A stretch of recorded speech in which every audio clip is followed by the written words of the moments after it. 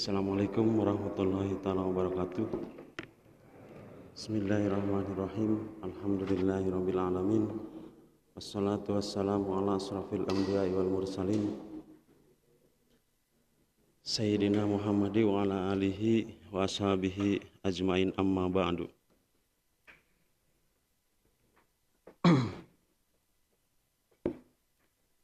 Alhamdulillah, syukur kita kepada Allah atas limpahan nikmat serta karunia-Nya yang Allah berikan kepada kita. Teriring sholawat beserta salam semoga tercurah kepada junjungan kita Nabi besar Muhammad SAW, kepada keluarganya, kepada para sahabatnya, serta kepada kita semua selaku umatnya. Mari kita mohon kepada Allah Subhanahu wa Ta'ala supaya kita tetap istiqomah dalam meniti setiap sunnahnya. Amin.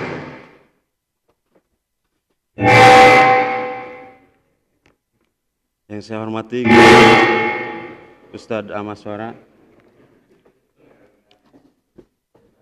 yang saya hormati para hadirin Jamaah Ta'lim Al-Watul Wusta yang sama-sama sedang mencari ridha Allah.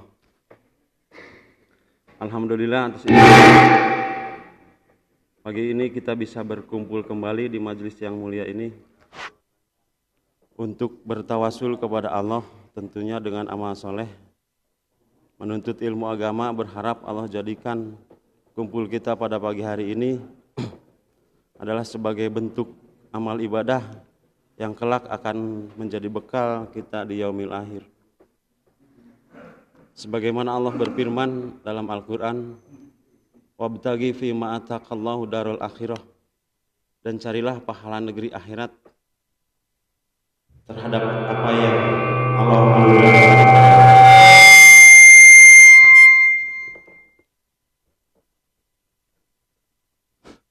Semoga kita selalu ada dalam bimbingan Allah Subhanahu wa Ta'ala, dan semoga Allah selalu membimbing kita untuk bisa memanfaatkan setiap anugerah yang Allah berikan kepada kita semata untuk beribadah dan mencari keridhaannya. Amin ya Allah ya Rabbal alamin. Sebelum kita mulai acara ini, mari kita sama-sama buka dengan ucapan basmalah. Bismillahirrahmanirrahim. Selanjutnya kita dengarkan tausiah yang akan disampaikan guru kita Ustadz Amaswara. Kepada beliau waktu dan tempat kami sediakan.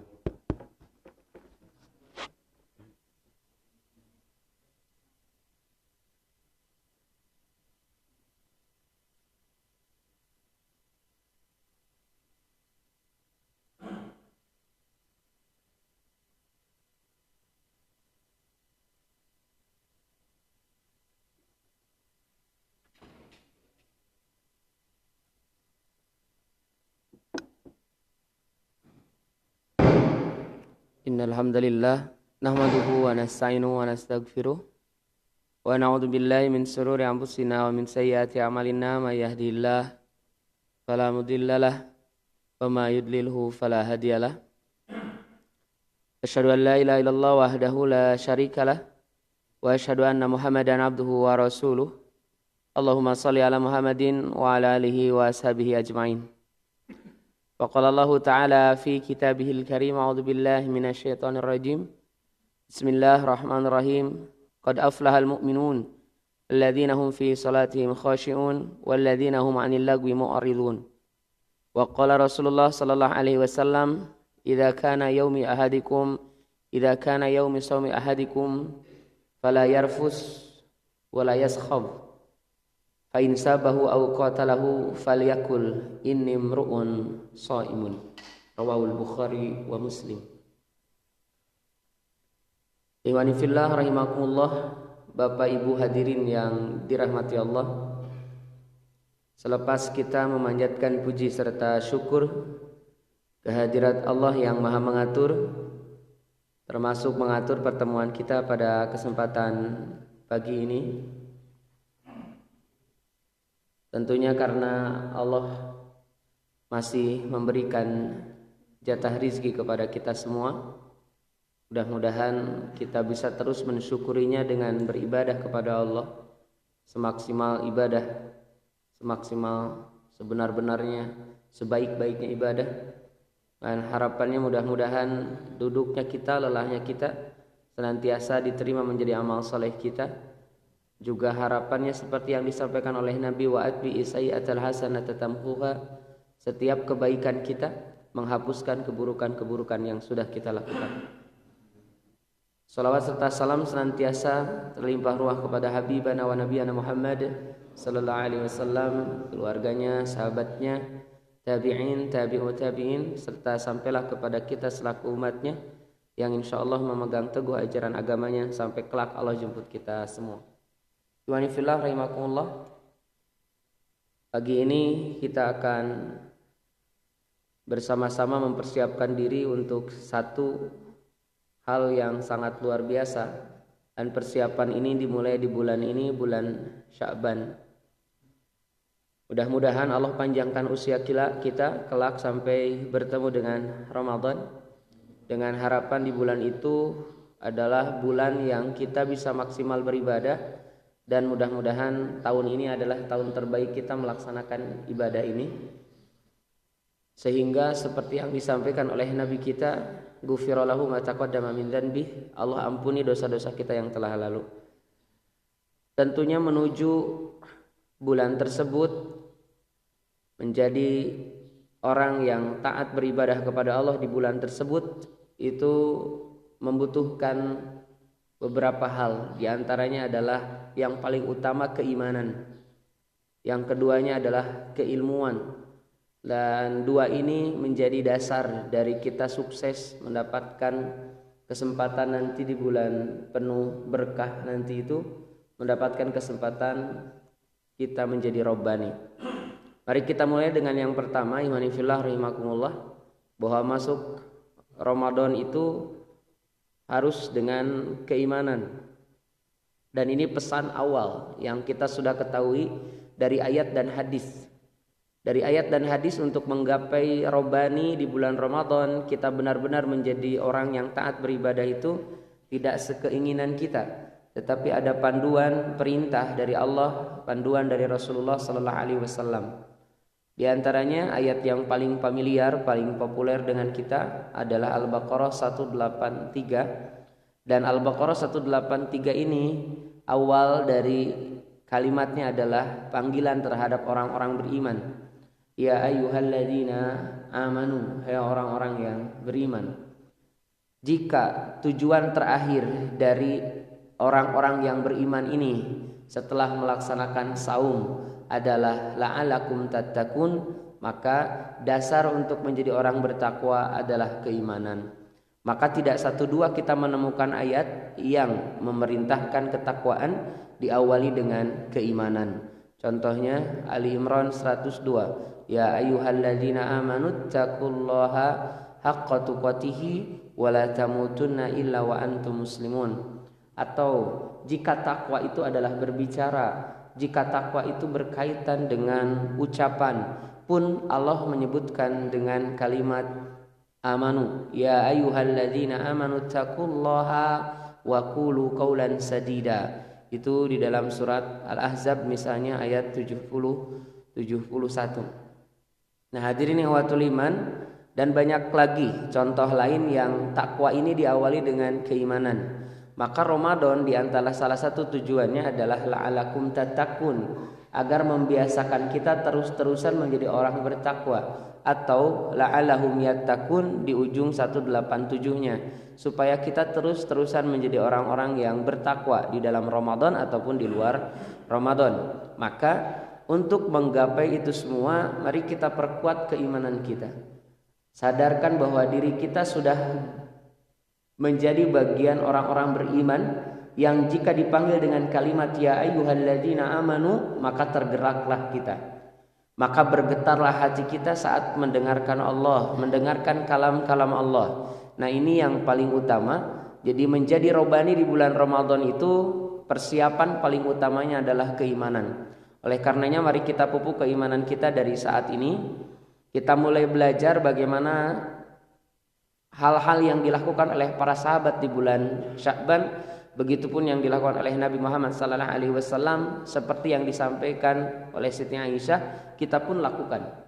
Misalnya kata Siti Aisyah, tidak paling banyak aku melihat Nabi melaksanakan saum sunnah kecuali di bulan Sya'ban. Oleh karenanya, mari kita tingkatkan di sisa bulan Sya'ban ini untuk melaksanakan ibadah saum tersebut. Begitu pula dengan baca Al-Quran. Apalagi dengan baca Al-Quran, ikhwani fillah rahimakumullah. Disebutkan oleh para ulama bulan ini, bulan Sya'ban adalah bulannya Qurra, bulannya para pembaca Al-Quran. Kalau Ramadan itu syahrul Quran, bulan Al-Quran, diturunkan Al-Quran.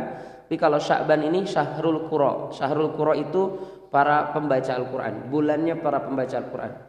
Apa bedanya dengan Quran? Kalau Al-Quran di bulan Ramadan itu diturunkan Quran padanya. Kalau di bulan Sya'ban bukan waktunya turun Quran, tetapi yang banyak yang baca Al-Quran. Sudah mulai banyak membaca Al-Quran sebagai bentuk persiapan untuk masuk ke Ramadan. Nah, ini buktikan iman kita dengan amal tersebut. Makanya di dalam ayat-ayat juga kita menemukan illal ladzina amanu wa amilus shalihat.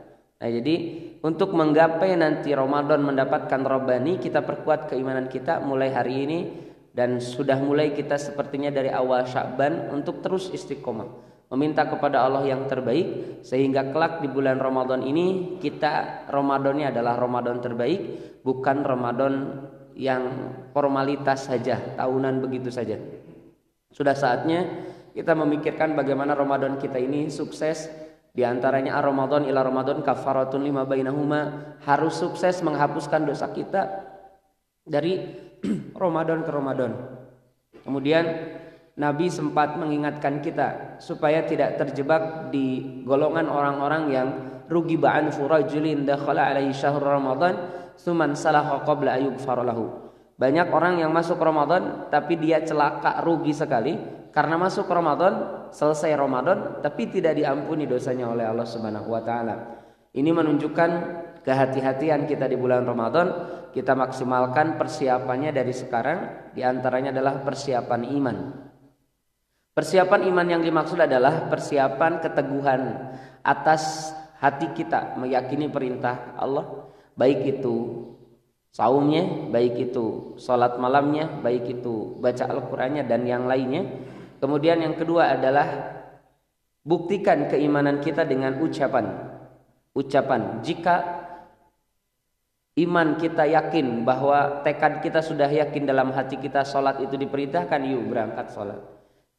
Ucapkan dengan ucapan yang terbaik. Kemudian baca Quran, baca dengan bacaan terbaik. Salat malam, salat dengan salat terbaik. Kemudian yang ketiga, belajar untuk mendapatkan asar, mendapatkan bekas dari setiap salat atau ibadah yang kita lakukan. Salat sudah, baca Quran sudah, salat malam juga sudah. Tinggal lihat di kehidupan kita sehari-hari, apakah sudah cocok antara salat kita di dalam berjamaah kita, di dalam baca Quran kita, dalam salat malam kita dengan di kehidupan sehari-hari. Maka ikhwani fillah rahimakumullah, ini yang akan kita lakukan di bulan Sya'ban ini. Di sisa akhir bulan Sya'ban, kita maksimalkan keimanan kita dengan melakukan amal soleh yang dicontohkan oleh Rasulullah. Di antaranya tadi yang pertama saum pilihan, saum yang boleh teman-teman hadirin wa iman memilih. Di antaranya adalah memaksimalkan saum Senin Kamis, kemudian sekarang 13, 14, 15, atau dengan saum Daud, dan saum Daud tentunya lebih banyak daripada nanti saum Senin Kamis dan 13, 14, 15, atau mungkin seperti pendapatnya Imam Nawawi, saumnya setiap hari dari pertama bulan Sya'ban sampai akhir. Namun hadirin wa iman, itu tiga hal ini menjadi yang bisa kita pilih. Mana yang kita pilih? Ini yang kemudian nanti kita kuatkan sisa ini, sehingga nanti ini menjadi salah satu yang menolak perintah-perintah Nabi ini. Senin Kemis, 13, 14, 15, saum Daud, ini menjadi amal yang menolak berkaitan dengan pendapat tidak ada saum setelah tanggal 15. Jadi Sya'ban ini turfa'u fil a'malu ila rabbil alamin. Diangkat amal sampai Rabb alamin. Jadi diangkat amal di bulan Sya'ban ini. Namun kata Nabi, dzalika syahrun yaghfulun nas. Banyak manusia yang lalai di bulan ini. Harusnya baca Quran tidak, harusnya saum tidak, harusnya sholat malam tidak. Padahal di bulan ini adalah bulan yang harusnya kita diangkat amalnya saat beribadah kepada Allah. Banyak amal yang diangkat itu semuanya amal soleh kita. Oleh karenanya Nabi mengingatkan hati-hati, bulan Sya'ban adalah bulan yang banyak manusia lalai. Kita diharuskan untuk beribadah maksimal seperti yang tadi disampaikan. Jadi adapun larangan dari Nabi tidak boleh mendahului saum 1 hari ataupun mendahului saum Ramadan dengan 2 hari saum. Itu adalah bagi orang yang tidak pernah biasa saum, tiba-tiba dia 1 hari sebelumnya saum, tiba-tiba 2 hari sebelumnya saum, itu dilarang. Mungkin alasannya 2 hari sebelum Ramadan, 1 hari sebelum Ramadan dia ingin supaya tidak kaget mungkin Ramadannya, tapi keliru. Karena larangan secara khususnya disampaikan oleh Nabi. Tidak boleh mendahului saum Ramadan dengan 1 saum atau 2 hari saum sebelumnya, kecuali yang sudah biasa. Misal, jika saum kita hari ini atau bulan ini adalah tanggal 13 Ramadan, maka tanggal 12, tanggal 11-nya itu Senin, yang biasa Senin Kamis, maka tetap boleh melakukan Senin Kamis jika sudah biasa melakukan Senin dan Kamis. Berikutnya juga dengan Daud misalnya, yang kami Daud misalnya mulainya nanti ujungnya di hari Selasa, maka tetap boleh melaksanakan Daud walaupun di hari terakhir Selasa. Itu yang pertama, Bapak Ibu hadirin, kita maksimalkan untuk menjadi robani, kita saum. Karena tidak ada ibadah yang langsung kepada Allah. Jadi kata Allah dalam hadis qudsinya menyebutkan bahwa semua amal itu untuk hambaku illa as-saum, kecuali saum. As-saumu li wa ana ajzi bihi, kata Allah. Saum untukku dan aku yang memberikan pahalanya. Oleh karenanya saum ini bagian yang kemudian kita akan jaga. Kita lihat bagaimana para sahabat itu kalau siang saum, malam salat malam, baca Quran, siang saum, malam salat malam, baca Quran. Tiga amal ini yang memang menjadi bagian yang tidak lepas dari kehidupannya para sahabat. Oleh karenanya wajar jika Muhammad Al-Fatih bisa membebaskan Konstantinopel karena tidak meninggalkan saum juga. Terus wajar jika kemudian yang dekat-dekat ke sini misalnya B.J. Habibie jadi orang cerdas karena saumnya tidak ditinggalkan, Senin Kamisnya tidak pernah ditinggalkan. Nah hadirin yang watul iman, yuk mari kita isi sisa-sisa bulan Sya'ban ini dengan melaksanakan ibadah saum. Ini yang pertama. Yang kedua adalah persiapkan diri kita masuk ke Ramadan itu untuk menjadi robani adalah salat malam. Ini kita sudah mulai harus melaksanakan salat malam agar nanti di bulan Ramadan itu sempurna. Sebenarnya Bapak Ibu begini rumusnya. Ramadan ini kenapa Nabi diketahui di Ramadan itu salat malamnya maksimal? Satu, Pak, karena di bulan Ramadan itu pahala dilipat gandakan. Yang kedua, di bulan Ramadan itu bulan yang sangat penuh berkah, rahmat, maghfirah, pengampunan dari Allah disediakan di situ semuanya. Kemudian di bulan Ramadan ini belum tentu nanti Ramadan yang akan datang kita akan bertemu kembali. Maka Nabi di bulan Ramadan itu yang kita saksikan di riwayat, sholat malamnya maksimal. Hari pertama sampai tengah malam, besoknya tengah malam lebih sedikit, besoknya lagi sampai syaur. Ini sholat malam seperti ini bisa terjadi di kita juga asal 11 bulan sebelumnya kita latihan. Biasa melaksanakan ibadah itu gitu. Dan disayangkannya di kita, sholat malam kita itu kalau sendiri tidak lebih lama daripada sholat berjamaah. Padahal hadirin watul iman, sholat sendiri itu lebih leluasa, mau bacaannya apa saja itu lebih leluasa. Artinya Ramadan itu sudah benar-benar siap, imamnya siap, kitanya makmumnya juga siap karena latihannya sudah 11 bulan gitu. Tapi sayang di kita jadi dibalik Pak Bu, kita itu jadi dibalik, Ramadan jadi bulan latihan. Ramadannya latihan sholat malam, Ramadannya latihan saum, Ramadannya latihan baca Quran, akhirnya pasti Pak gagal terus itu. Jadi pasti nanti habis Ramadan itu berhenti salat malamnya, berhenti baca Qur'annya, berhenti saumnya. Padahalnya harus dibalik. Di balik itu tadinya sedikit-sedikit, bulan Sya'ban makin banyak, bulan Ramadan sempurna 1 bulan. Begitupun dengan salat malam, semakin mendekati Ramadan semakin dekat, semakin lama dengan salat malam tersebut. Maka hadirin wa iman, mangga tinggal evaluasi masing-masing. Saya hadirin yang hadir saat ini, bagaimana nih dengan salat malam kita, mumpung masih ada sisa masuk Ramadan. Rumus berikutnya Pak, dalam salat Ibu, coba habiskan hafalan Quran kita.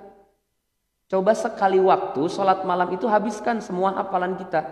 Biar terdeteksi gitu hafalan kita sampai hari ini sudah berapa surat. Kadang-kala kita juga nggak jujur dengan diri kita. Sampai hari ini saja kita nggak pernah tahu berapa surat yang kita hafal. Anu penting macam anu penting nyata Al-Ikhlas, Al-Fatihah, Al-Falaq, An-Nas. Iya, tapi coba dicek Pak. Bapak tuh hafalannya sekarang dengan Ibu sudah sejauh mana? Biar nanti ketahuan Pak kurangnya. Oh ini saya ingin nambah. Ramadan kita tambah. Di Ramadan ada itikaf, tambah saat itikaf. Di Ramadan banyak waktu, tambah di saat banyak waktu itu. Nah rumus ini 2. Ini di kita jadi kebalik gitu.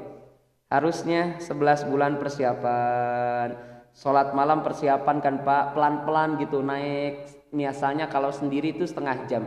Ramadan biasanya setengah jam. Nanti Syawal naik dikit kan, 35 menit. Terus makin lama. Sampai nanti Sya'ban bisa semakin lama. Alhamdulillah nih sholat malam saya sampai 2 jam. Masalahnya kan bukan tentang 2 jamnya atau 3 jamnya Pak. Hafalannya. Kita bisa kok tamat 2 jam Pak kalau hafalnya Al-Baqarah, Ali Imran. Kita kan belum. Makanya mungkin nanti insya Allah di masjid ini atau masjid-masjid yang lainnya, di DKM lainnya, itu ada satu program di Ramadan itu, ya program menghafal. Walaupun Papi sering protes dengan kondisi dirinya sendiri. Saya nggak bisa menghafal. Bisa. Kewajibannya ngapalkeun, apalna bonus. Jadi yang wajib itu Pak menghafalnya. Kalau hafalnya Bapak Ibu dikasih bonus. Duduknya bareng di masjid ini, waktunya bareng di bulan Ramadan, Qur'annya sama, tapi nanti bonusnya berbeda. Ada yang hafalnya banyak, ada yang tidak hafal sama sekali. Itu sama. Itu bonus dari Allah. Makanya kewajibannya adalah menghafalnya. Nah salat malam kita coba Pak nanti malam. Kita coba bagaimana salat malam kita habis semua hafalan kita. Jadi kalau Bapak Ibu sudah hafal Al-Ikhlas, An-Nas, Al-Falaq, coba satu paketkan. Udah 1 rakaat. Terus nanti Al-Kafirun, Al-Lahab, An-Nasr itu juga sama, satu paketkan. Kalau masih mau panjang 6 surat ini satu paketkan. Al-Kafirun, Al-Lahab, An-Nasr, Al-Ikhlas, Al-Falaq, An-Nas, 1 rakaat. Habis itu ternyata mentok Pak cuman segitu kan ketahuan. Berarti hafalan kita cuman 6. Nah nanti tinggal berarti tahun ini saya harus nambah ini. Nah Bapak Ibu, untuk menjadi robani itu kita lakukan dari sekarang. Biar nanti Ramadan benar-benar menjadi Ramadan ini benar-benar menjadi fasilitas kita menjadi robani. Yang dulu pernah kita bahas apa itu robani. Jadi kita maksimal dari sekarang. Ada 3 bagian penting. Di antaranya tadi yang pertama adalah tentang saum kita jaga mulai sekarang saumnya, masih ada kesempatan. Kemudian yang kedua adalah sholat malam. Sholat malam kita perbaiki Bapak Ibu. Nabi berpesan agar kita tidak meninggalkan sholat witir. Jadi kalau tidak mampu kita tahajud lama, kita sholat witir. Witirnya saja. Witirnya maksimalkan. Jadi kalau kita sudah terbangun jam 3, kemudian mau witir saja, ya sempurnakan bacaannya. Mungkin 1 juz, 3 rakaat. Saya sempat baca Pak, keterangan tentang Utsman bin Affan yang dalam witir itu selesai se-Quran. Jadi 1 Quran selesai.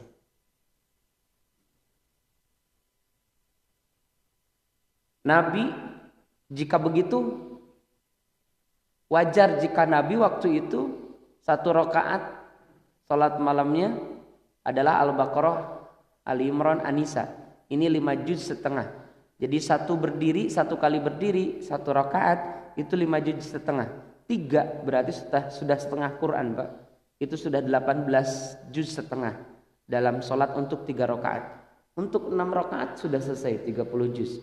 Nah, saya kira ini yang kita ingin lebih baik tiap harinya, tiap bulannya, sehingga nanti Pak kalau kita sudah latihan hari ini, kita latihan semakin baik sholat malamnya, kemudian nanti dibiasakan sekarang, nanti Ramadan kita sudah terbiasa. Imam siapapun dengan bacaan sepanjang apapun kita sudah terbiasa. Nah, mudah-mudahan ini yang kedua menjadi bagian yang tidak kita tinggalkan juga. Saumnya di bulan ini untuk menggapai robani kita maksimalkan.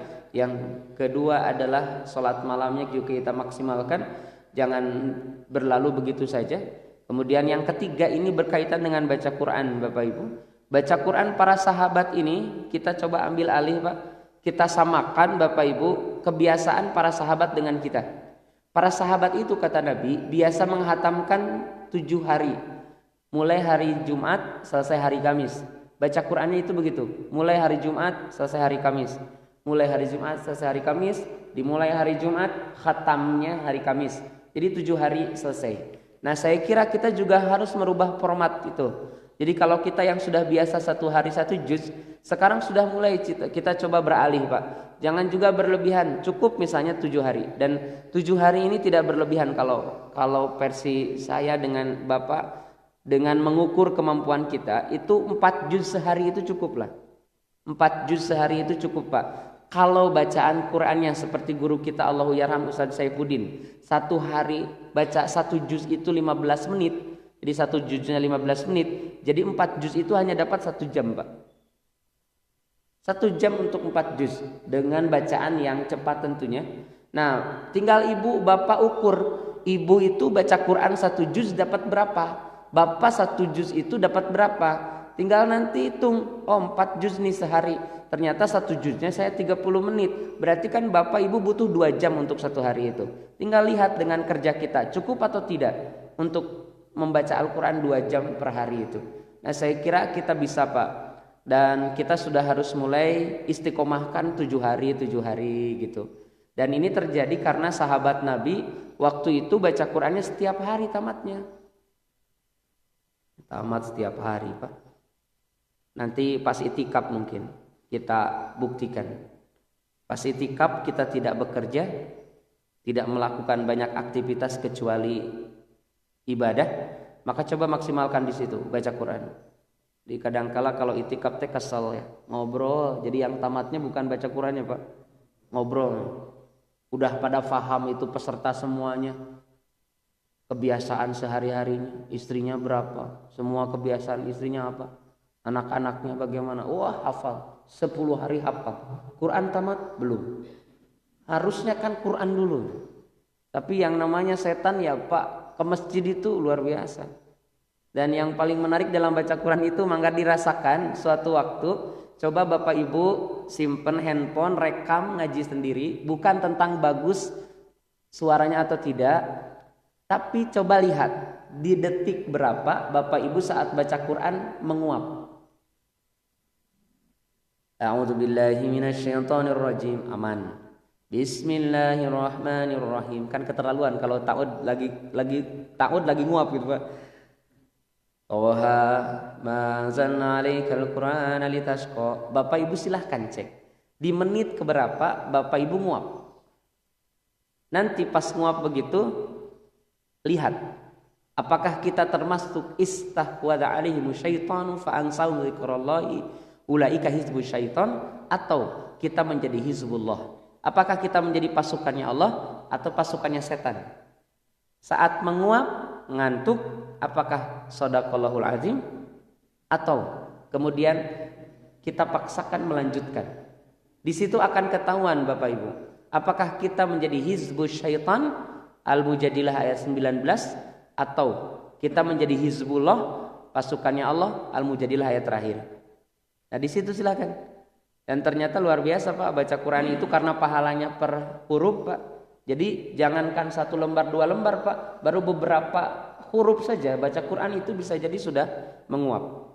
Makanya nanti kita praktekkan 7 hari latihan sampai selesai. Semangatnya kita bangun Pak, bulan Ramadan itu nanti bulan turunnya Quran, kita sambut bulan itu dengan bacaan terbaik. Nabi menerima bacaan dari Jibril itu dengan bacaan terbaik Pak, tartil. Maka malu harusnya kita saat masuk Ramadan bacaan belum tartil. Kemudian Nabi itu menerima Al-Quran dengan sempurna, maka kita pun terima Al-Quran itu dengan sempurna. Sempurna bacanya, sempurna pemahamannya, pelan-pelan tapi pasti kita berubah. Nah itu yang ditawarkan. Ya, kalau tidak bisa kita 7 hari tadi Pak, paling telat itu 1 bulan. Nah kita cek dulu Pak, hadis Nabi tentang 1 bulan sekali tamat baca Quran. Jadi kata Nabi, Iqra'ul Qur'ana fi syahrin, tamatkan baca Quran itu sebulan sekali. Jadi Bapak Ibu, sekarang ini bulan Sya'ban, Bapak menuju ke 11 kali hatam Quran harusnya. Kita lihat ini asbabul wurud, penyebab turunnya hadis ini Bu. Salah satu yang menyebabkan turunnya hadis ini adalah karena sahabat Nabi yang baca Qurannya setiap hari. Dia kemudian tidak tertidur karena baca Quran terus, sholat malam tidak tidur, kemudian tiap siangnya itu saum. Jadi ini udah paket sempurna, siang saum, malam sholat malam, baca Qurannya hatam setiap hari dan tidak tidur. Nah masalahnya tidak tidur. Kemudian diingatkan oleh Rasulullah, jangan begitu, ana basyarum mithlukum, aku juga manusia seperti kamu.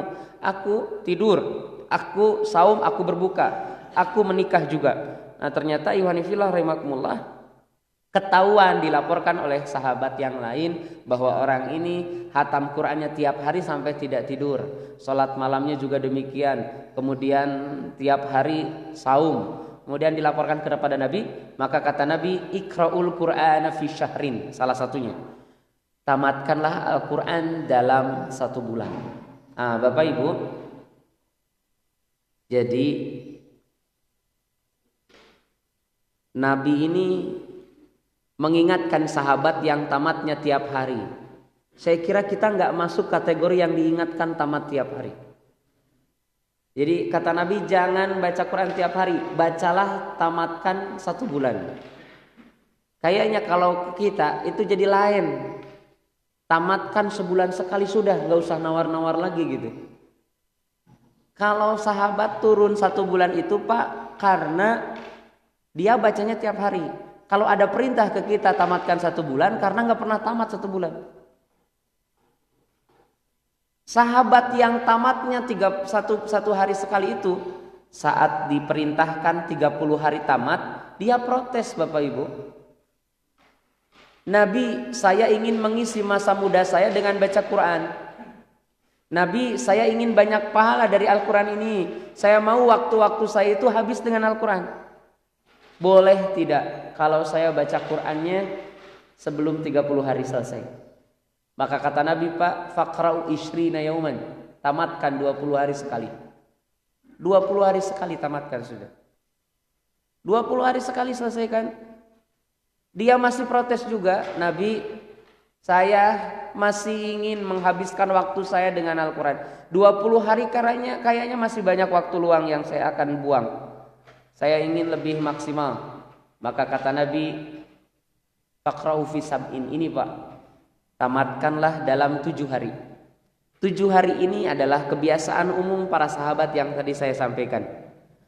7 hari ini Jumat mulai, Sabtu lanjut, Senin baca, Selasa baca, Rabu baca, Kamis khatam Mbak. Begitu terus. Ini sahabat yang tamat tiap hari masih minta juga, Nabi kalau 7 hari waktu saya habis untuk yang lain. Apalagi Bapak Ibu punten, nanti kalau kita saum kemudian banyak berbicara, itu pasti banyak celakanya. Seperti yang disampaikan Nabi, tadi saya bacakan di Muqaddimah. Wa idza kana saumi ahadikum yaumi saumi ahadikum, kalaulah seseorang sedang saum Pak, di hari-hari saumnya, Nabi mengingatkan fala yarfus, jangan rofas, wala yaskhab, jangan teriak-teriak. Di hadis lainnya, malam yada' qaula zur, jika seseorang tidak meninggalkan perkataan-perkataan zur, perkataan bohong, perkataan menipu dan lain-lainnya, maka Nabi melarang itu. Nah, salah satu solusi supaya kita tidak berbicara yang kemana-mana, apa ngawur, berbicara jorok, kotor dan lain-lainnya, itu adalah baca Quran. Maka sahabat Nabi ini meminta terus, Nabi 7 hari ini kelamaan, boleh enggak kalau saya menghatamkannya lebih cepat daripada itu? Maka kata Nabi, faqra'u salasata ayam. Kalau begitu tamatkan dalam 3 hari. Nah, Bapak Ibu, 3 hal ini, saum, salat malam, baca Al-Quran, tidak akan bisa terjadi Pak kalau tanpa keimanan. Mari kita saksikan yang pertama, saum. Saum ini sudah jelas, ya ayyuhalladzina amanu kutiba alaikumus siyam, diawali dengan iman. Yang kedua, berkaitan dengan salat malam. Salat malam pun demikian, berkaitan dengan iman. Maka salat malam ini kaitannya juga dengan salat yang wajib tentunya Bapak. Wa aqimus shalah wa atuz zakah warka'u ma'arrakin. Ya ayyuhalladzina amanusta'inu bis-sabri was-shalah. Ali Al-Baqarah 153. Jadi kata Allah Bapak, kita itu diperintahkan salat itu diawalinya dengan iman. Ya ayyuhalladzina amanusta'inu. Maka menunjukkan saum kita tergantung iman kita. Kemudian sholat juga tergantung iman kita, termasuk tahajud tergantung iman kita. Apalagi Pak, untuk tahajud ini banyak sekali indikasi kalau kita tidak bisa melaksanakannya. Banyak para ulama yang menyebutkan kenapa tidak bisa sholat malam. Salah satu yang paling populer itu adalah karena dosa-dosa kita menghalangi kita. Itu satu dosa. Yang kedua Bapak Ibu, kenapa kita tidak sholat malam? Di antaranya karena dominasi dunia yang terlalu dominan di diri kita. Itu jadi ada 3 Pak, faktor yang utama yang disebutkan oleh para ulama. Yang pertama dosa. Pas kita cek ternyata kita tidak melakukan dosa. Di siang harinya kita tidak melakukan dosa apapun. Tidak melakukan dosa apapun. Terus yang kedua Bapak Ibu itu makanan. Makanan haram tentunya. Jadi kalau kita sempat makan haram atau tidak tahu ya, atau kita tahu dan makan itu, maka itu akan menjadi penghalang untuk kita sholat malam. Kalau 2 ini tidak Pak, yang pertama kita tidak melakukan dosa, yang kedua makanan pun dipastikan makanan halal. Maka kata para ulama yang ketiga, salah satu penyebabnya adalah dominasi dunia. Jadi terlalu dominan dunia kita, fokus dunia kita lebih. Makanya tadi disampaikan wabtaghi fima atakallahu darul akhirah. Jadi yang kita cari itu apa? Akhirat. Baru walatan sana sibaka minad dunya. Jangan lupa dunia, jangan dibalik. Di kita itu pas sekarang nih, zaman sekarang ini, itu jadi dibalik. Kamu jangan lupa akhirat karena duniaan. Di ayatnya itu akhirat dulu, baru jangan lupa dunia. Kenapa Nabi menegur tadi Pak orang yang sholat malamnya tidak tidur, yang baca Quran terus-terusan, yang saumnya tiap hari? Karena ada jatah dunia untuknya. Walatan sana sibaka minad dunya. Nah hadirin watul iman, bagian ini yang juga harus kita perhatikan. Barangkali Pak, sampai sekarang kemudian kita kesulitan untuk sholat malam, sholat tahajud sulit. Maka diantaranya itu karena dominasi dunia kita. Pikiran kita di duniaan gitu. Bahkan ada satu ulama Pak yang dia jujur terhadap dirinya, saya tidak bisa sholat malam. Dan dia masuk kategori alim ulama. Dia menyebutkan saya tidak bisa sholat malam hanya gara-gara satu penyebabnya. Apa coba apa? Penyebabnya karena dia merasa lebih baik daripada orang lain. Itu merasa lebih baik dari orang lain. Ternyata itu jadi dosa maksiat yang juga menyebabkan orang tidak bisa sholat malam. Jadi paling gampang Bapak Ibu, kalau baca Quran Pak, kita masih bisa pura-pura. Artinya tinggal buka Quran, mau baca atau tidak buka-buka aja. Tapi kalau sholat malam gak bisa Pak. Mau pura-pura gimana, kitanya masih tidur. Kecuali sholat malamnya di mimpi, boleh itu. Bolehlah itu ngarang gitu ya. Saya tadi sholat malamnya enak banget, saking enaknya saya bangunnya pas adzan subuh. Berarti dia sholatnya di sholat malamnya di tidurnya. Nah ini yang kemudian kita cek Pak. Karena ini yang kemudian menentukan nanti akhirnya bagaimana Ramadan kita berhasil atau tidaknya. Kemudian yang ketiga berkaitan dengan Quran. Pun demikian dengan keimanan. Mudah-mudahan Bapak Ibu hadirin watul iman, persiapan iman kita di 3 tadi hal, saumnya, sholatnya, kemudian baca Qur'annya maksimal, hingga nanti masuk Ramadan kita tinggal mempraktekkan. Yang kedua, Bapak Ibu, supaya kita menjadi robani di bulan Ramadan itu ilmu, Pak. Ilmu yang harus kemudian kita cari sekarang, lihat-lihat lagi, banyak belajar lagi, ikut banyak kajian lagi.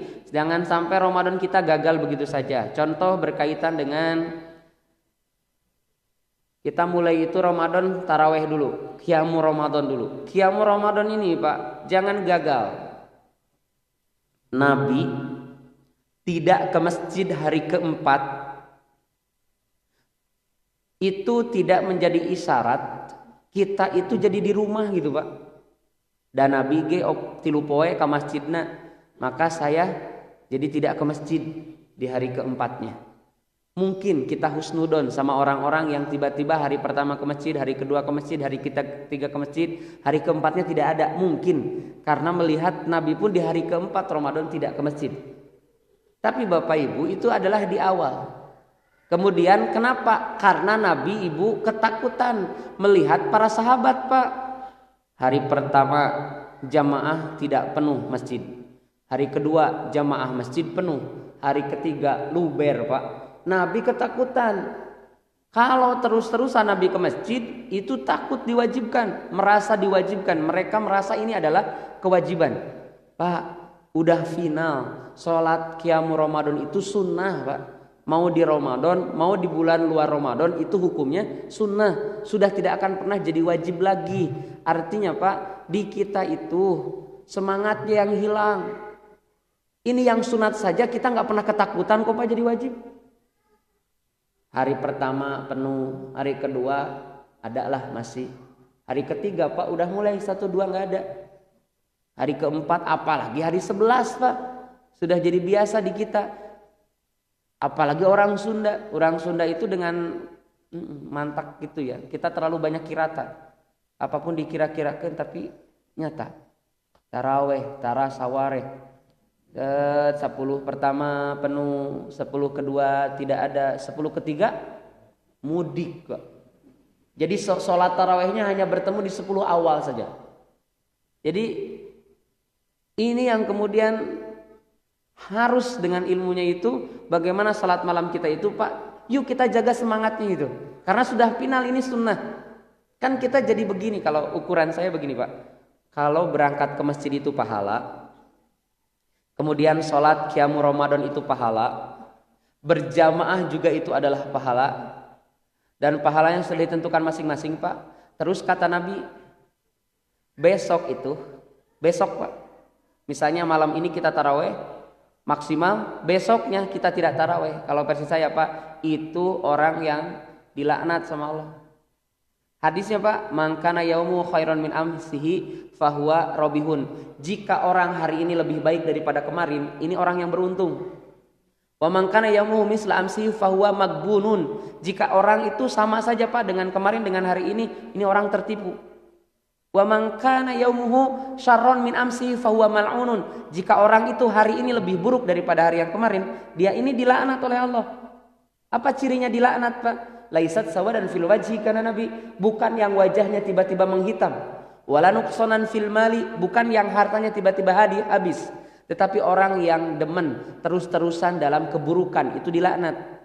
Udah tahu Pak, kalau misalnya hari ini sholat besok harus ningkat, bukan jadi tidak. Kalau jadi tidak itu turun, tidak lebih baik. Kecuali besoknya tidak di masjid itu karena dia berangkat ke tempat lain dengan jumlah jemaah yang lebih banyak, dengan waktu sholat yang lebih lama misalnya, itu lebih baik. Nah hadirin yang watul iman, maka kita jaga 1 harinya, 2 harinya, 3 harinya. Maka di 10 terakhir lebih mantep lagi gitu loh Pak. Bukan di 10 terakhir itu jadi berkurang, tapi semakin mantap. Nah ini ilmu tarawihnya. Makanya diawali oleh Nabi, man qoma Ramadan imanan wahtisaban ghufirallahu ma taqaddama min dzanbi. Bapak Ibu, pahalanya luar biasa. Barang siapa orang Qiyamu Ramadan dengan dasar iman, dengan dasar ihtisaban, mengharapkan perhatian dari Allah, keridhaan dari Allah, maka ghufirallahu ma taqaddama min dzanbi. Allah hapus dosa-dosanya yang telah lalu. Itu satu Pak. Bapak Ibu, kalau habis Qiyamu Ramadan, Bapak Ibu mau kemana sebenarnya? Jadi kalau sudah selesai nih, di sini tarawihnya jam berapa Pak? habis isya. Selesainya biasanya jam berapa? 9. Habis jam 9 Bapak Ibu mau kemana? Mau pulang lah.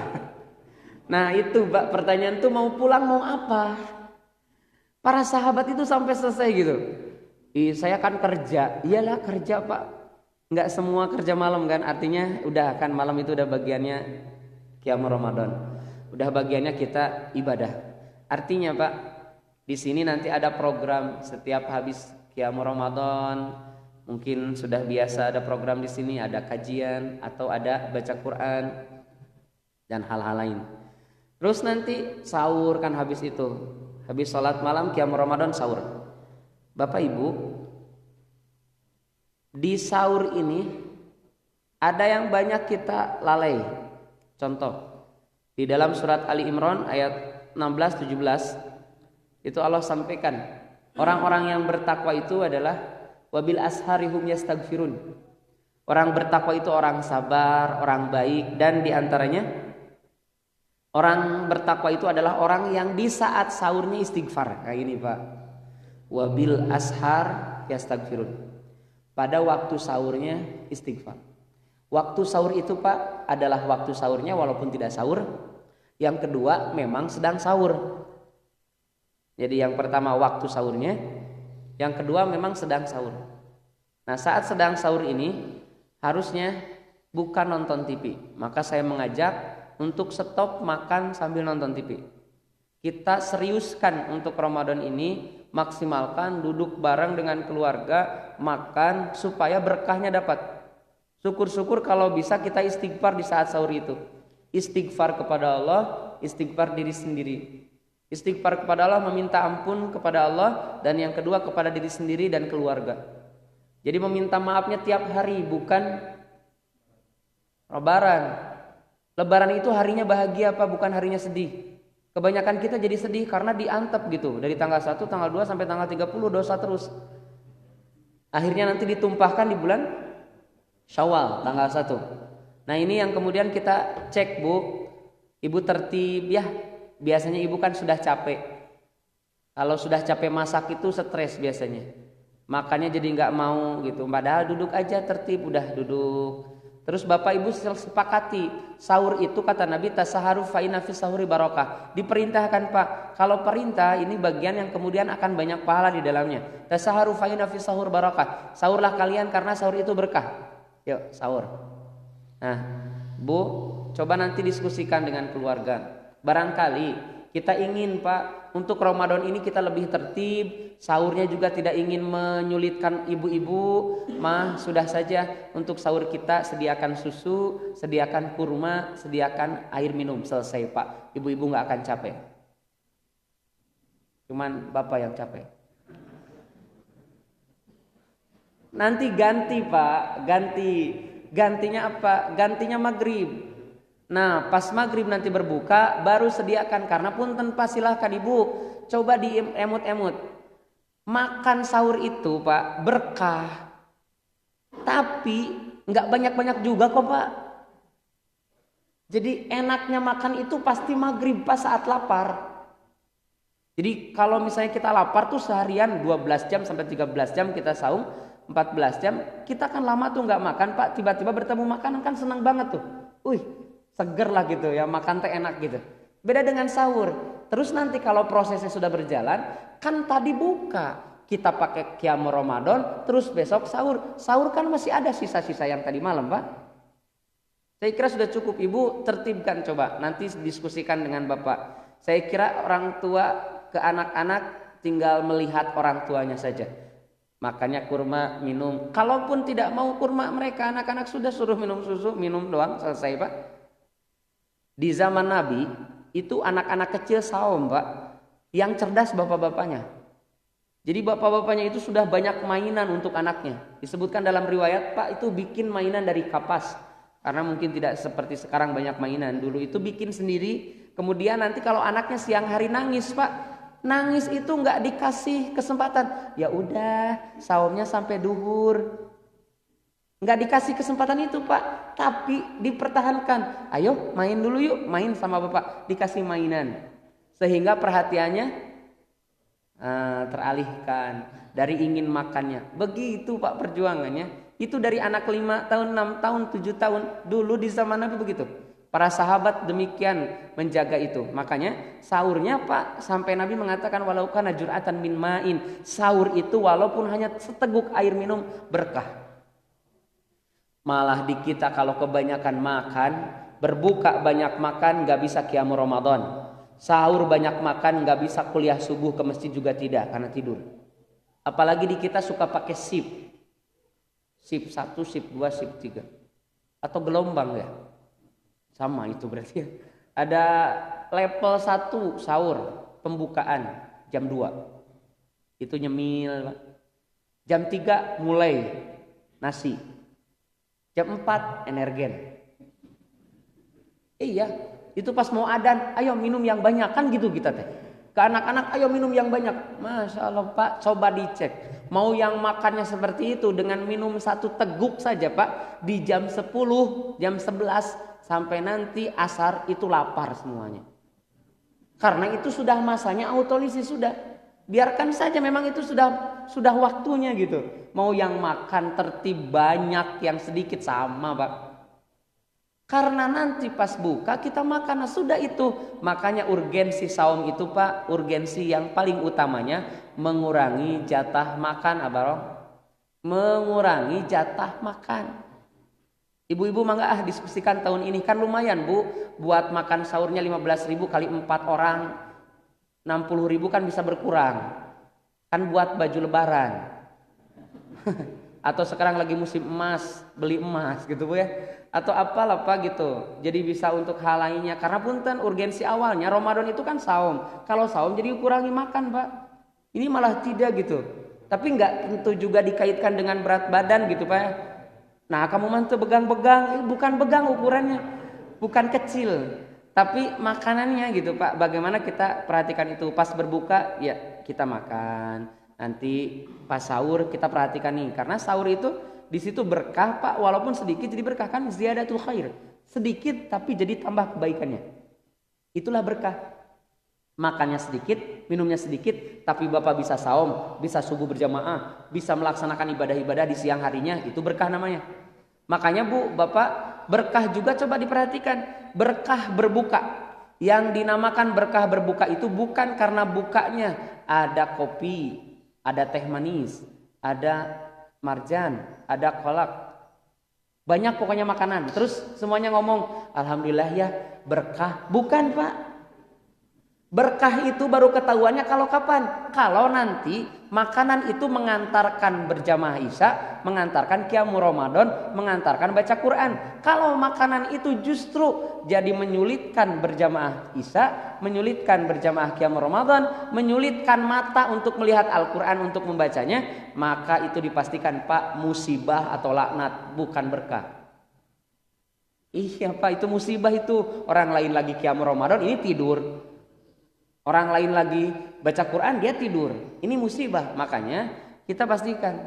Ibu-ibu, bapak nanti yang diskusi rame dengan di rumah. Nanti bagaimana prosesnya itu.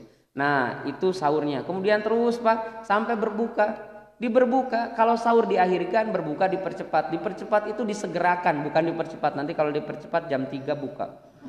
Disegerakan. Allahu Akbar, Allahu Akbar. Dengar itu Pak, tertib. Mau doa dulu mangga, karena ada 2 versi, ada yang doa dulu terus minum, ada yang minum dulu terus doa. Zahabatu ma wabtalatil uruq wa sabatal ajru insyaallah. Sip, itu sudah aman. Jangan lupa itu adzan. Adzan itu dijawab. Ya.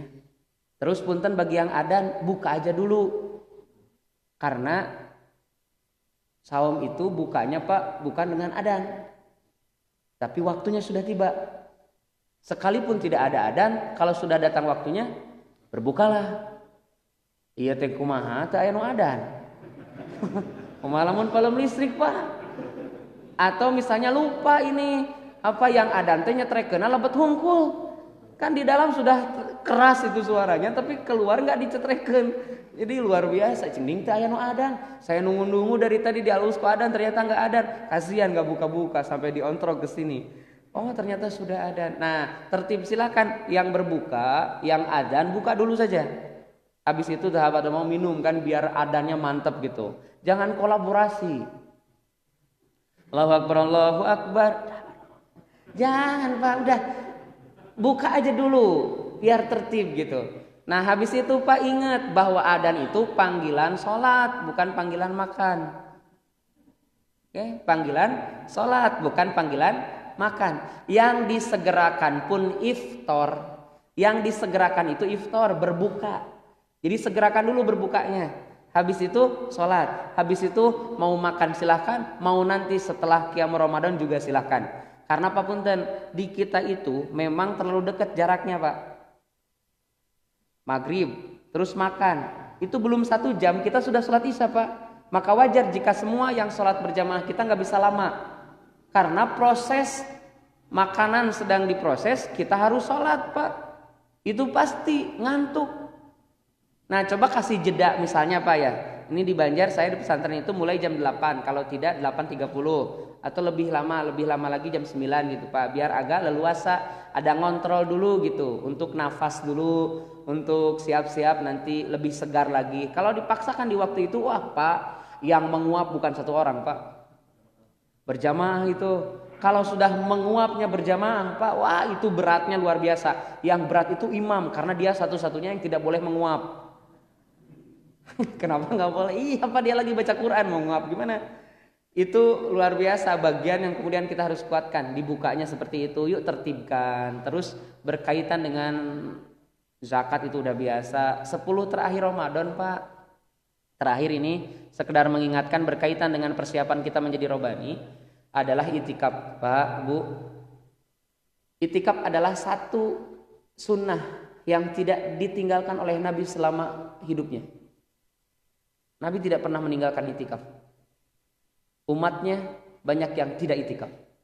Nah kita insya Allah yuk 10 terakhir Ramadan kita itikaf. Mudah-mudahan semua persiapan ini, keimanan, persiapan ilmu kita dari sekarang persiapkan. Insya Allah Ramadan kita bertemu dengan kondisi yang sama, beribadah yang sama, sehingga nanti ujungnya kita benar-benar menjadi Rabbani, menjadi orang yang taat kepada Allah, menjadi ahli ilmu, menjadi ahli fikih, sehingga nanti benar-benar kita Ramadan itu menghapuskan dosa-dosa kita semua.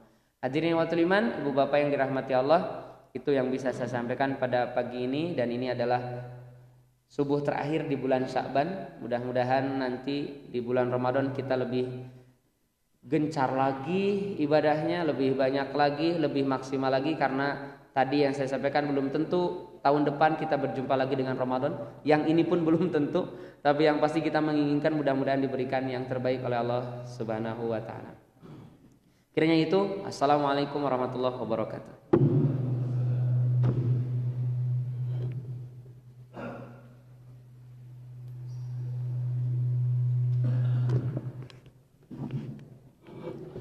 Saya aturkan terima kasih kepada guru kita Ustaz Amas Mara yang telah menyampaikan tausiahnya.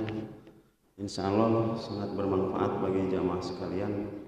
Mari kita perbanyak amalan kita di bulan Sya'ban ini untuk mencetak generasi Rabbani di bulan Ramadan nanti.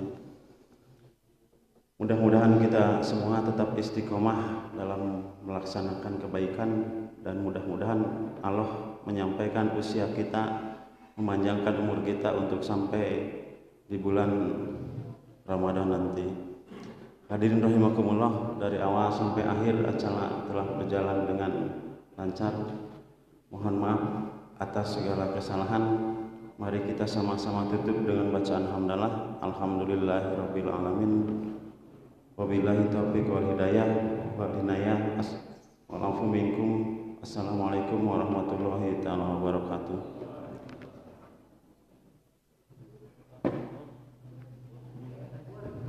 Mangga ada sarapan di belakang katanya bagi yang